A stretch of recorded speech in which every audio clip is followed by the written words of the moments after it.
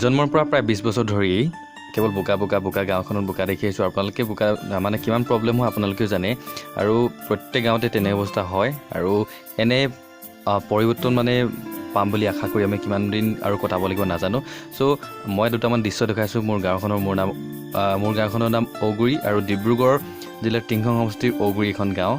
চ' ইয়াত আপোনালোকক দেখাইছোঁ বোকা, ইয়াতকৈতো বোকা থকা গাঁও আছে, কিন্তু আপোনালোকক মই কিছুমান দৃশ্য দেখাইছোঁ, যিখিনি দৃশ্য মানে আপোনালোকে হয় ইয়াতকৈতো অলপমান বেছি বোকাই দেখিছে। কিন্তু এই বোকাৰ ক্ষেত্ৰত কেৱল গাঁওখনেই পিছ পৰি নাথাকে। যেতিয়া স্কুল কাছাৰীলৈ যাবলৈ মানে মানুহ সদস্যবোৰ মানে গাঁৱৰ ল'ৰা ছোৱালীবোৰ সকলোৱে সমস্যাৰ সন্মুখীন হ'ব লগা হয়, আৰু বহুতখিনি মানে পিছ পৰি থাকিব লগা হয়।